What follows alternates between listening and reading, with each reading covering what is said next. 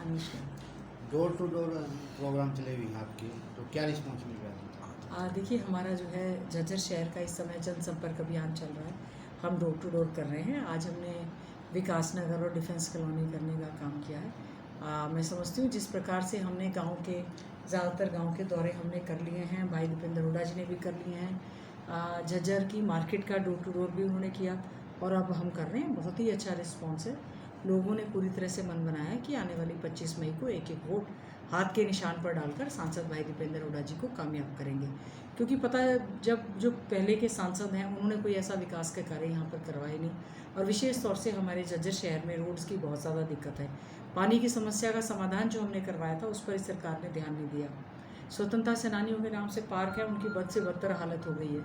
तो आम जनमानस यहाँ पर काफ़ी ज़्यादा परेशान है। कूड़े के ढेर लगे हुए हैं, आवारा बेसहारा पशु यहाँ पर घूमते रहते हैं, जिसकी वजह से काफ़ी ज़्यादा दिक्कत है।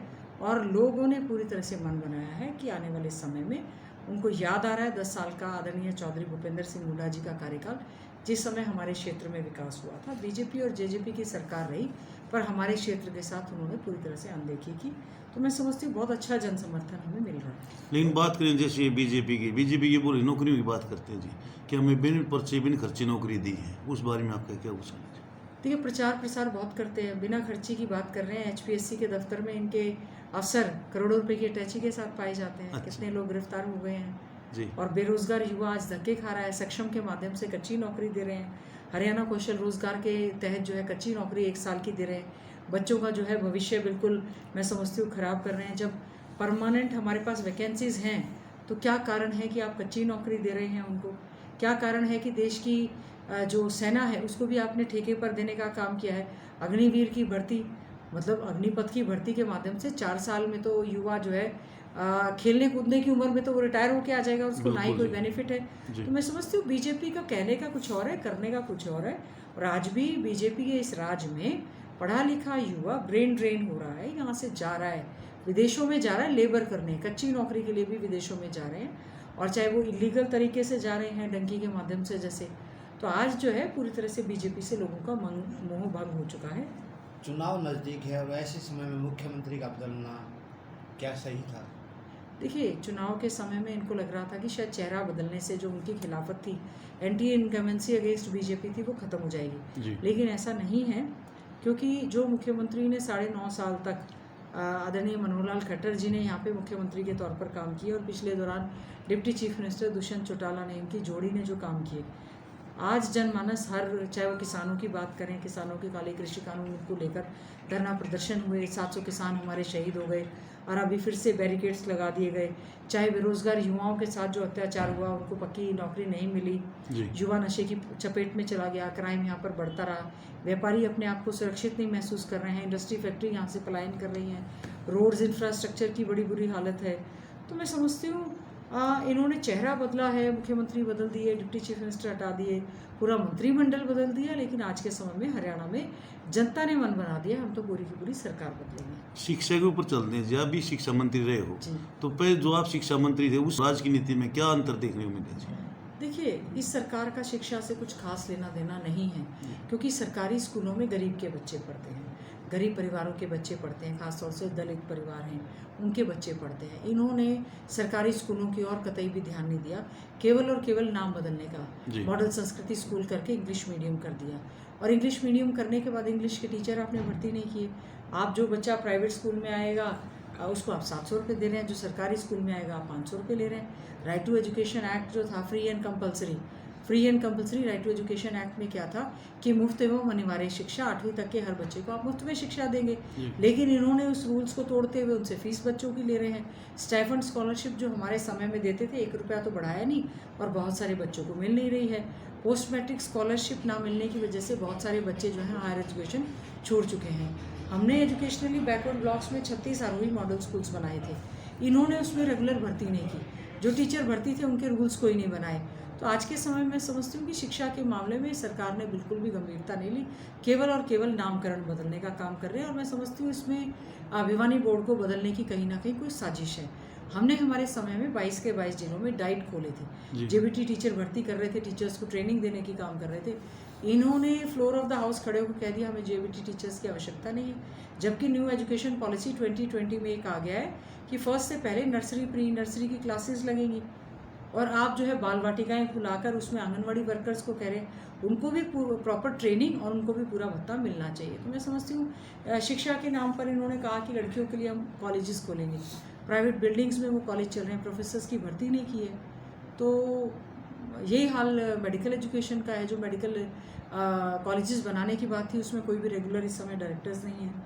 तो काफ़ी ज़्यादा मैं समझती हूँ शिक्षा के क्षेत्र में टेबलेट इन्होंने दिए, उसमें कोई भी कंटेंट बच्चे क्या पढ़ेंगे वो नहीं दिया। तो शिक्षा के मामले में सरकार की बेरुखी जो है बच्चों पर बहुत भारी पड़ी है। एक तरफ दीपेंद्र हुड्डा कह रहे हैं कि रोहतक तक मेट्रो लेके आएंगे, वहीं दूसरी तरफ अरविंद शर्मा कह रहे हैं कि जज तक मेट्रो लेके आएंगे। इन दोनों की बातों में अंतर क्या है? दीपेंद्र हुड्डा जो कहते हैं वो करते हैं, कांग्रेस जो कहती है वो करती है, जुमलेबाजी नहीं करती। हमारे कांग्रेस के राज में मेट्रो जो बहादुरगढ़ तक आई और उसको एक्सपेंशन का पूरा समय था, साथ ही साथ में जो रेलवे लाइन है उसकी बात है। आज के समय में झज्जर हमारा एनसीआर रीजन में है लेकिन अभी भी बैकवर्ड है। बीजेपी के सांसद तो एक भी परियोजना लेकर नहीं आई, तो उनकी तो कहने कथनी और करने में पूरी तरह से अंतर है, लेकिन कांग्रेस की कथनी और करने में कोई अंतर नहीं है। जो कहा जा रहा है उससे बढ़कर हम लोग कार्य करने का काम करेंगे। हरियाणा का घोषणा पत्र जो है उसका मुझे ऑल इंडिया कांग्रेस कमेटी ने और आदरणीय चौधरी भूपेंद्र सिंह हुड्डा जी के आशीर्वाद से घोषणा पत्र कमेटी का अध्यक्ष बनाया है। मैं समझती हूँ युवाओं के लिए, किसानों के लिए, बहन बेटियों के लिए, शिक्षण संस्था, बहुत सारी चीज़ें ऐसी हैं जो कि हम अपने घोषणा पत्र में लेकर आएंगे और उनसे भी बढ़कर पूरा करने का काम अरविंद शर्मा करेंगे। जी ने जो गांव-गांव जन संवाद कार्यक्रम किए हैं, क्या उससे जनता खुश हो पाई या नहीं? अगर उन्होंने कुछ काम किए होते, पहले वोट मांगने आए थे, लोगों ने बना दिया, जी। दोबारा फिर वोट मांगने आए, वो अपनी उपलब्धियां, जैसे हम लोग अपना पैम्पलेट बांट रहे हैं कि हम लोग एम्स पाठशाला से लेकर आए, मेट्रो लेकर आए, एजुकेशन इंस्टीट्यूट्स लेकर आए, कॉलेजेस लाए, ITIs लेकर आए, हम प्रारंभ इंस्टीट्यूट लाए, इंजीनियरिंग कॉलेज लाए, वो भी बता दें वो क्या क्या लेकर आए। लोगों को तो काम चाहिए। धर्म जाति बिरादरी के नाम कब तक आप वोट मांगते रहेंगे? आज के समय में जो है आप केवल जा रहे हैं और कांग्रेस के खिलाफ बोल रहे हैं। आप अपना अचीवमेंट्स बताएं, जनता बहुत समझदार है, लोकतंत्र में जनता ही महान होती है, सोच समझ कर वो फैसला लेगी। युवाओं की बात करते हैं, युवा किसी सरकार को बनाने में युवाओं का काफ़ी हाथ होता है, तो युवा ब्रिगेड का फील्ड में रहते हो, किस तरह आपको समर्थन मिल रहा है? देखिए आज के समय में युवा पूरी तरह से जो है कांग्रेस पार्टी को समर्थन कर रहा है। जो आदरणीय राहुल गांधी जी ने भारत जोड़ो न्याय यात्रा की, उसके दौरान सबसे बड़ी बात ये निकल कर आई कि हमारा जो इंडिया है यंगिस्तान है, 60% से ज़्यादा यंग लोग यहाँ पर रहते हैं, पर युवाओं को पक्की नौकरी नहीं मिल रही है। अग्निवीर की भर्ती दे रहे हैं, यहाँ पर हरियाणा कौशल निगम की भर्ती दे रहे हैं, अच्छी शिक्षा नहीं दे रहे, जॉब ओरिएंटेड कोर्सेज नहीं दे रहे, उनको कोई गारंटी नहीं दे रहे। तो हमने कहा है हर युवा को हम 1 लाख रुपया देंगे जब तक उसको नौकरी नहीं मिल जाती। तो युवाओं के लिए एक अलग से न्याय पत्र तैयार करने का हमने काम किया है। और देश के प्रधानमंत्री जी ने कहा था कि 2 करोड़ रोज़गार हम युवाओं को 1 साल में देंगे, और प्रदेश के मुख्यमंत्री जी ने कहा था कि 2 लाख रोज़गार जो है हम युवाओं को देंगे। तो उनकी सारी की सारी बातें जो है वो जुमला साबित हुई हैं। आज का युवा ये समझ रहा है कि जिस तरह से प्रदेश में एक माहौल बना है उससे हमारा क्षेत्र जो असुरक्षित हो गया है। इन्होंने वादा किया था कि 75% नौकरियां प्राइवेट सेक्टर में हम युवाओं को देने का काम करेंगे, जो कि वो भी एक जुमला साबित हुआ। आज के समय में लोगों को कांग्रेस पार्टी पर विश्वास है, कांग्रेस पार्टी को वो वोट करेंगे। और जो कर्मचारी हैं विशेष तौर से, जहाँ जहाँ कांग्रेस पार्टी की सरकार है, पुरानी पेंशन बहाली का हमने जो वायदा किया था, उन्होंने भी वोट फॉर OPS की बात की है।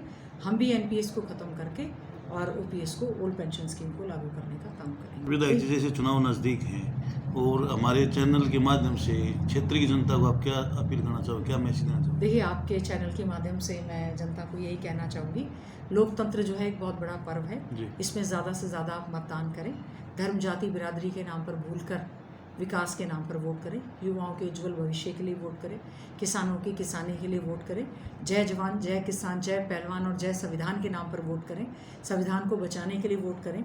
जो संविधान आज हमारा खतरे में है, जो लोकतंत्र हमारा खतरे में है, जो संवैधानिक संस्थाओं का दुरुपयोग हो रहा है, जिस प्रकार से दबाव की राजनीति की जा रही है, समझदारी से अपना मतदान करें।